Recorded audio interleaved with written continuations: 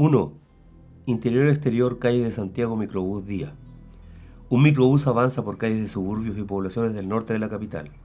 Un estudiante secundario, Johnny García García, con su uniforme de liceo y zapatillas de jogging americanas, viaja al fondo del destartalado microbús. Se remece, son las sacudidas del vehículo. Lleva una mochila de colores llamativos. Comienza a hurgar dentro de ella, saca unas cuerdas, las vuelve a guardar. Johnny está sentado solo en la última fila de la máquina cuando, manoseando algo en el interior de la mochila, luego sabremos que es un revólver, se le dispara un tiro, con gran estruendo, rompiendo la mochila. En ese momento el chofer detiene el microbús, se da vuelta para mirar de dónde provino el tiro. Una pasajera hace lo mismo. Ambos miran al joven, pues no hay más pasajeros. Johnny, asustado, intenta huir por la puerta trasera, pero esta permanece cerrada por el chofer. Johnny, ¡abre! ¡Abre la puerta! Abre la puerta, mierda, o te mato.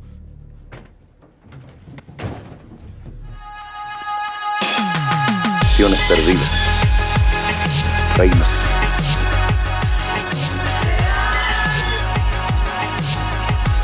En el nombre del Padre, del Hijo.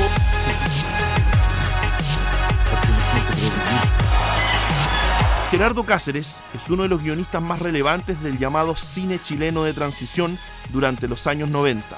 Estudió ingeniería y comunicación durante la dictadura militar. Posteriormente entró de lleno en el mundo de la escritura audiovisual. Sus personajes, éticamente definidos, parecen siempre querer arrancar de ellos mismos.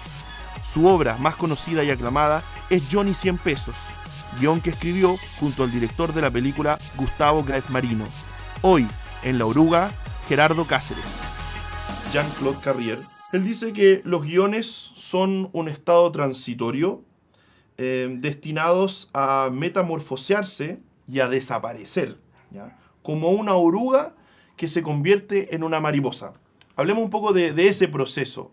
Lo que yo distingo es que esta oruga puede generar efectivamente esa mariposa y efectivamente es muy distinta y yo agregaría que efectivamente le agrega el color de las alas de la mariposa, ¿no es cierto?, el sentido del vuelo de la mariposa, que es que una película, por supuesto, es más que un guión, en el sentido que está el trabajo de los actores, está el trabajo del director de arte. Entonces, claro, efectivamente es una mariposa de una oruga, pero yo diría que lo único que yo diferenciaría es que esa oruga tiene vida eterna, porque un guión efectivamente puede ser filmado muchas veces y produce distintas mariposas, según los directores. Entonces, un guionista es el que escribe todo lo que ocurre en la película, y lo que ocurre obviamente es mucho más que lo que se dice, que lo que se habla, ¿no? Y todas las acciones que están por venir en la película están previstas, ya están escritas. No hay, en ese sentido no hay improvisación. A veces se puede improvisar el desarrollo de una escena, un diálogo, pero lo que va a pasar, que como digo yo, cuando suena el timbre, abres la puerta y ahí está el diablo, eso está en el guión, está dicho que así va a ser. Entonces, la tarea del guionista es planificar y contar la historia en acciones primero y luego en diálogo. De hecho, lo último que se escribe en una película son los diálogos. Mira, muchacho, me estás provocando un serio problema.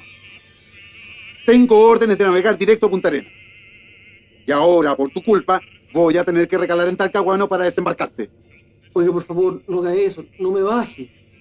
Yo haría cualquier cosa. Limpio los baños, pelo papa, lavo la cubierta, lavo los baños, pero por favor, no me baje. Perdone, mi comandante, pero me atrevería a sugerirle que este muchacho ayude en la cocina durante el viaje. Estudiaste cine a comienzos de la dictadura, ¿sí? Claro. Háblame un poco de ese proceso, de cómo afectó quizás tu vida de estudiante, el tema de la dictadura, y cómo entraste al rubro del guión. Mira, bueno, dos cosas. Una, yo ya venía de la universidad, yo estaba estudiando economía, ingeniería comercial en la Universidad de Chile. Y entonces, cuando entré a estudiar, yo quería estudiar, de hecho, sonido del cine en la Escuela de la Chile. Pero como fue el golpe, el 73, me inscribí en agosto del 73 sin saber que por supuesto que venía el golpe, se me cerraron las puertas de la Chile porque se cerró la carrera ese año. Y la única carrera que estaba abierta que tenía que ver con cine era LEAC, la Escuela de Artes de la Comunicación. Y durante un tiempo estudié las dos cosas. En la mañana estudiaba cine y en la tarde estudiaba economía, durante casi 3 años. Y me pasó algo que no sé si a otros les podría pasar, que es que descubrir después que uno sirve para algo. Yo no tenía claro que tenía un talento de escritor, la verdad. Las palabras no eran mi fuerte en ese tiempo, así lo pensaba yo. Casi todos los guionistas como que provienen de otros mundos, ¿no? Sí, sí. ¿Eso crees tú que es un requisito fundamental como para un guionista? Claramente, lo que sí se entiende que al ser narrativo necesita un bagaje cultural, por supuesto, un bagaje histórico-cultural muy grande, ¿no? Difícil pensar que alguien sin una cierta formación termine la dramaturgia, ¿no? Por eso que muchos buenos dramaturgos jóvenes hoy día vienen del mismo teatro. Son jóvenes que estudian teatro y por supuesto leen teatro y ahí aprenden con sus maestros y leyendo teatro se va aprendiendo esta ciencia, ¿no? Pero yo creo que sí, cualquiera puede hacerlo, solo que tiene que tener esta cabeza que yo llamo más estructural, digamos, de contar una historia en general, ¿no? Y tener esa idea de que yo siempre digo, es como el plano general y el primer plano, ¿no? Tener la mirada estratégica y la mirada táctica. Ahí hay algo que yo noto que todos los que nos dedicamos al guión tenemos, ¿no? De saber contar algo en general, pero también es muy en particular, ¿no? Ir a la escena, al detalle. ¿Cuál es su nombre? Von Raber, barón Laszlo von Raber, y quería darle la bienvenida a mis tierras. ¿Sus tierras? No, debe haber una equivocación. Estas tierras son de mi padre, Ernesto Rucquo. Tiene usted toda la razón, mademoiselle. Claro que solo hasta la orilla poniente del río Santa Cruz. Desde la orilla oriente hasta esos cerros, es tierra que me pertenece. Entonces somos vecinos.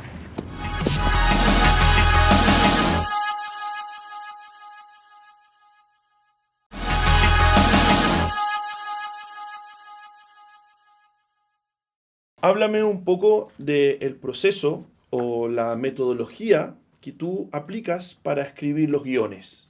Mira, eso también ha evolucionado como la oruga, ¿no? Yo antes escribía más desde la estructura, primero tenía claro el cuento, después la secuencia y así iba como de lo más general a lo más particular. Ahora soy capaz de establecer una historia general, avanzar en la historia general y también en la particular que serían los personajes, por ejemplo. Expliquemos un poco lo de historia general, es decir, hacer primero como una especie de resumen o claro, sinopsis de la historia completa. Pero un resumen que a su vez va creciendo, como si fuera el fuelle de un acordeón, imaginemos.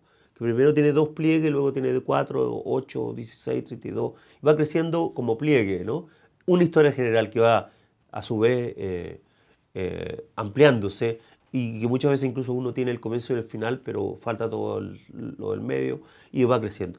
Y otra cosa es que los personajes, cuando uno investiga quiénes son, de dónde vienen, cuál es su trasfondo, cuáles son sus carencias, sus necesidades, todo lo que significa construir un personaje, el personaje a su vez empieza a aportarle a esta historia general. Entonces, como te decía adelante, la combinación de lo general con lo particular es lo que importa para escribir guión. Se convierte en gozo y felicidad al momento de saber que tu alma, libre de pecado, descansa ahora en los brazos de nuestro Señor Padre. Así sea. Amén. Amén. Amén. Amén.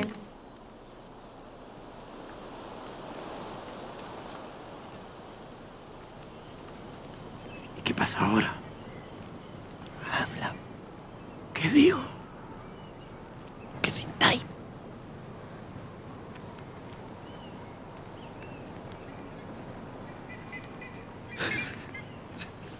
Hay muchos teóricos que hablan de la idea de que los guiones siempre se construyen sobre una base que algunos le llaman premisa, otros le llaman mensaje, otros de frentón dicen que es una cosa ideológica. ¿Qué opinas tú de eso? Las películas tienen un mensaje y los guiones, por supuesto, también. Otra cosa es que yo no crea hacerme cargo del mensaje que portan. A mí me parece que las películas más neutras son las que tienen más mensaje incluso. Aquellas que es obvio el mensaje, porque hago una película con mensaje. Pero las que no tienen mensaje están llenas de mensaje y eso es parte de la esencia de lo artístico, ¿no? No existe el arte sin mensaje, cualquiera que sea.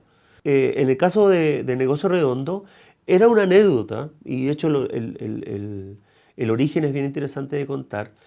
Ricardo Carrasco, Farfán, que es el director y me encargó este trabajo, él tenía la anécdota regalada por un amigo. Ese amigo había hecho ese intento de negocio de comprar unas cosas y tratar de venderle y que al final te las terminaron comiendo, ¿no? Es como una antropofagia del negocio, ¿no? Y era un poco la burla al sistema en general de que, qué tanta la cuestión. Que de hecho pusimos al final una frase así, la mierda de la plata. Era como que no valía, sino lo que valían eran las emociones, la amistad, la gente simple. Y claro, y después empezó a tener la metáfora mayor, digamos. Pero la película, si uno la ve, es una película sin mensaje, entre comillas, explícito, ¿no? Sí, por supuesto, claro, por supuesto. es una comedia, yo diría casi costumbrista, en una zona del país apartada, de personajes, claro, de personajes muy simples, no son personajes sofisticados, pero están llenos de una ética, de una moral. Eso es lo que interesaba, ¿no? Que a pesar de que estaban haciendo un negocio medio trucho, sin boletas, sin papeles, igual había una ética. Ellos tenían una ética de vida, de lo que significaba y era importante en sus vidas, ¿no? Entonces, yo creía que si hoy día tiene una trascendencia esta película, y espero que sí lo sea, es por eso, porque dio el clavo en un elemento central, que es que evidentemente no se puede regir toda la vida por la economía y por el negocio. Se trata de un negocio violento, ¿me entiendes? ¿Hay que matar a alguien? No, es que tiene que ser ahora o nunca. El negocio tiene que ser este fin de semana, ¿me entiendes? ¿Justo Semana Santa? Justo, po. A ver, dime, ¿qué es lo que más hace la gente en Semana Santa? Rezar, descansar. No, digo de huevo. Chupar, comer harto marisco y pescado. Justamente, pues se trata de traer marisco de la costa y vendérselo acá a un chicho. Bueno, ¿y por qué no lo hacen ustedes solos? Tú todavía tenés tu camioneta, ¿no? Sí, pero es que hay un problemita. Me falta capital. ¿Y por qué me lo decía a mí? Se comenta por ahí que andáis pagando al contado. Hay varias personalidades del mundo del cine que han criticado un poco el cine chileno en dos áreas, ¿no? Critican, por un lado, el tema de la producción ejecutiva, la distribución muchas veces y el tema del marketing, ¿no? Sí. Y por otro lado se ataca a los guiones, ¿ya?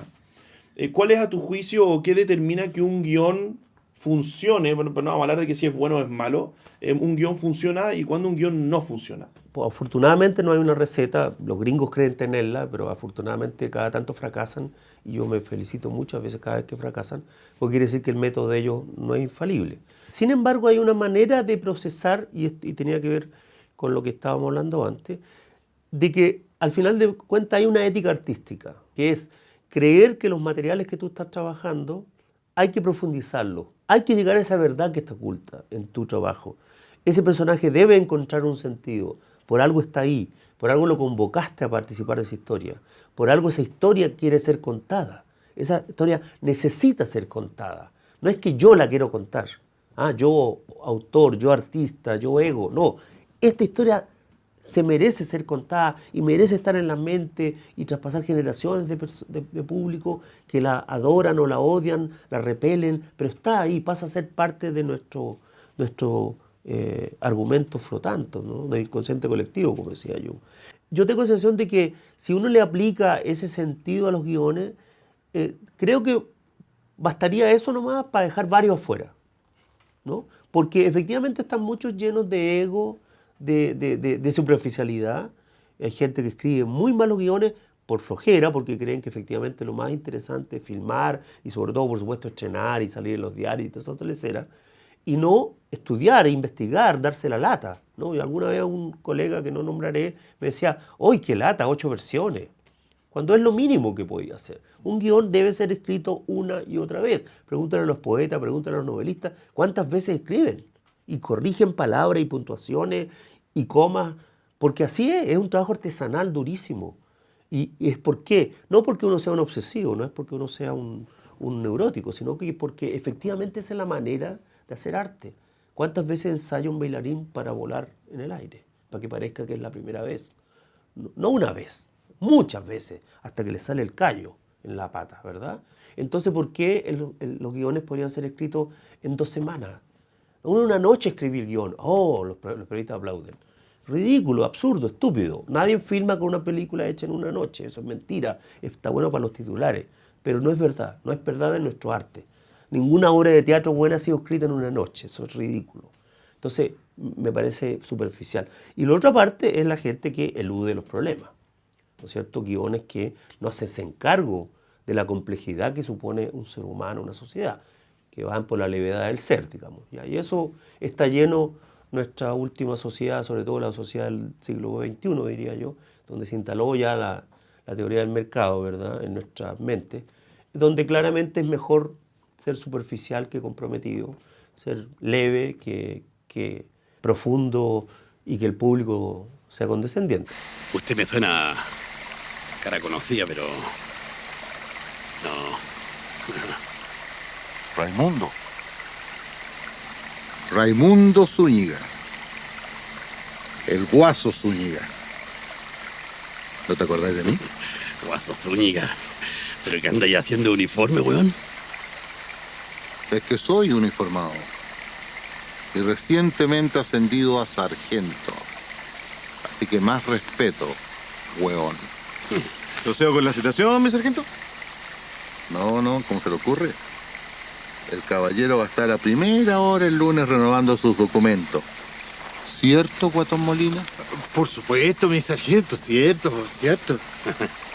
Con lo revoltoso que era y quién se hubiera imaginado que iba a terminar así, pues, Guaso. ¿Ah? ¿Y tú? ¿En qué maldad andáis? Bueno, haciéndole el empeño. Andamos trayendo unos marisquitos. No me digas. Veamos.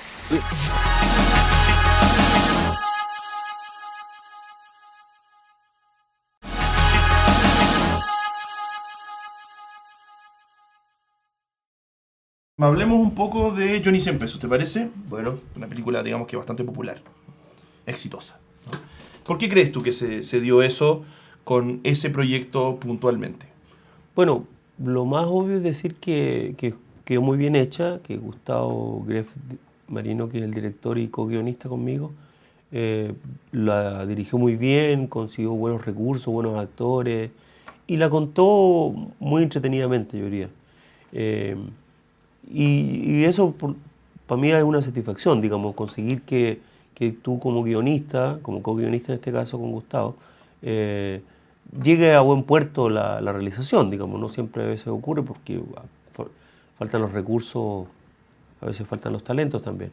Entonces ha sido muy satisfactorio en mi carrera esa película y yo diría que, claro, evidentemente es la más importante, la que tuvo más peso en mi proceso como guionista. Una de las características que tiene el guión o la historia del Johnny 100 pesos es lo que podríamos denominar como la multiplicidad de puntos de vista. Esa película tiene mucha investigación de terreno. Mientras escribíamos con Gustavo, íbamos a entrevistar a los protagonistas de esa misma historia que un año antes habían estado participando como activos protagonistas de la historia real. Entrevistamos a delincuentes en la penitenciaría, entrevistamos a la conserje, entrevistamos a algunos rehenes. Entonces, la película de alguna manera fue haciéndose cargo de cada uno de esos personajes o grupos de personajes. Y entonces empezó a tomar ese tono que se llama en estética coral, ¿verdad? Es donde no tenía al Johnny como protagonista. El Johnny es una ficción y eso es bien interesante también desde el punto de vista de la creación. ¿Pero no estaba el Johnny? El Johnny no existía en la historia. Y eso es lo que interesante que encuentro de este proceso, que siendo una película muy apegada a la realidad, logramos mezclar ficción con realidad, digo yo. ¿Quién es? Hay dos tipos de terno acá adelante y otros dos atrás haciéndose los tontos. Pregúntale qué quieren. Diga. Venimos por $. Oye, los dos de atrás se están acercando. No harán nada mejor. Hasta luego, mijito. Será hasta el próximo mes entonces. Hay algo raro allá afuera, abuelito, así que vamos a esperar que se despeje un poco la cosa. Le ofrezco un cafecito mientras tanto. Abre la puerta, concha tu madre.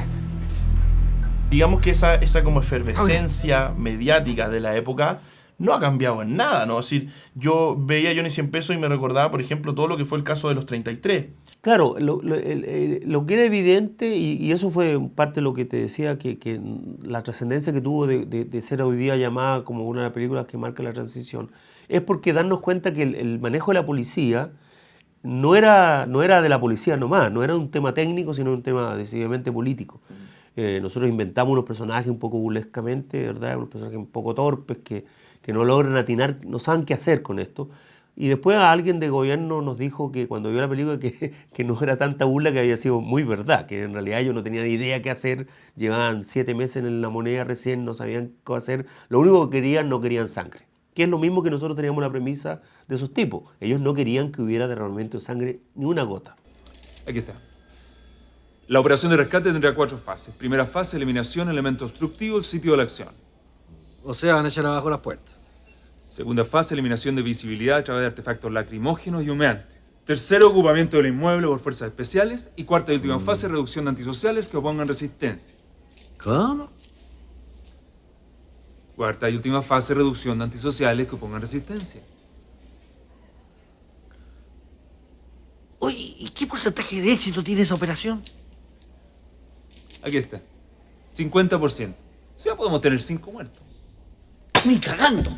Recuerdo en algún momento haber leído a Alejandro González Iñárritu que decía que casi todo el cine latinoamericano estaba atravesado por historias de padres ausentes, ¿no? ¿Hay algo de eso o no? Sí, totalmente. Y de hecho, en esta historia, el padre no aparece una madre, no se sabe si es madre soltera o el padre los abandonó, murió, no. Habla del padre, de su papá, dice, su papá le regaló este osito de peluche, dice.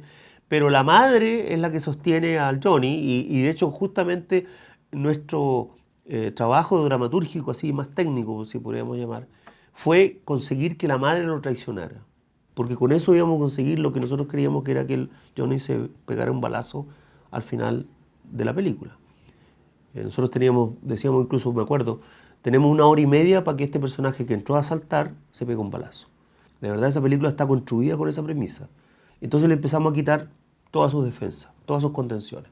Los colegas, la polola y finalmente la madre.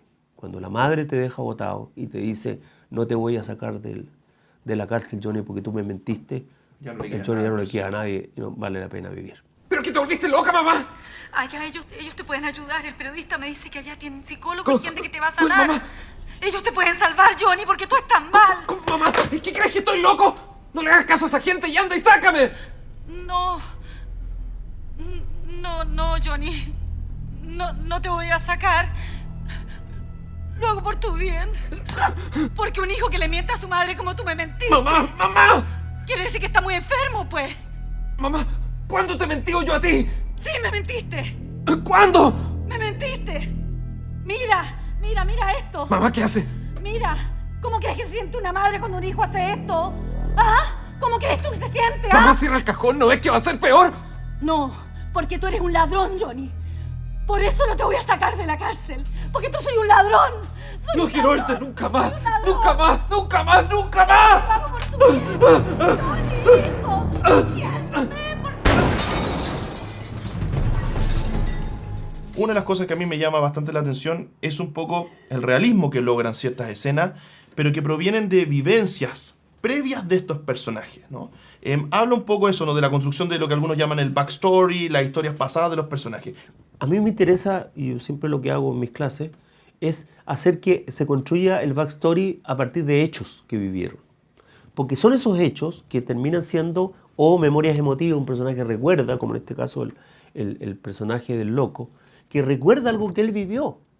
De hecho no lo dice, ¿no? Él se lo dice al Johnny como si, mira lo que te va a pasar.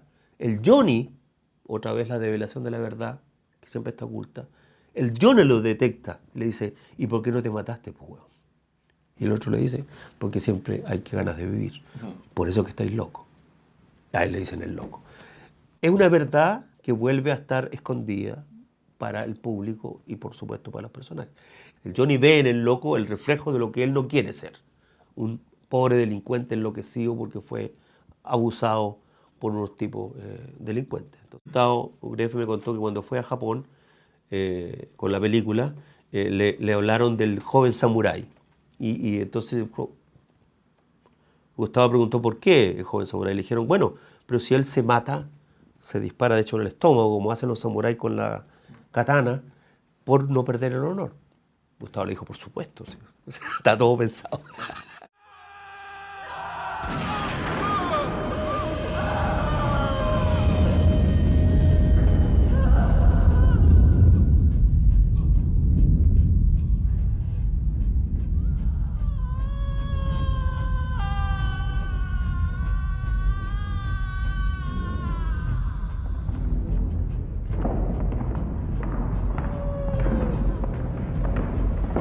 102. Interior ambulancia, parte trasera, atardecer.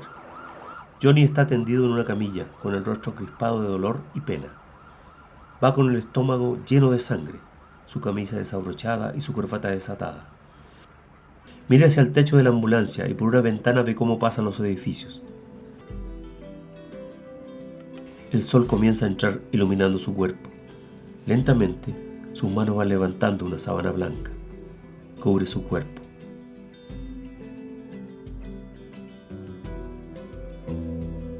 Luego el rostro y las sombras de la ventanita se dibujan sobre la sábana blanca que lo cubre por entero, mientras con las manos sobre la sábana se agarra su cabeza con desesperación. Corte a créditos. Fin.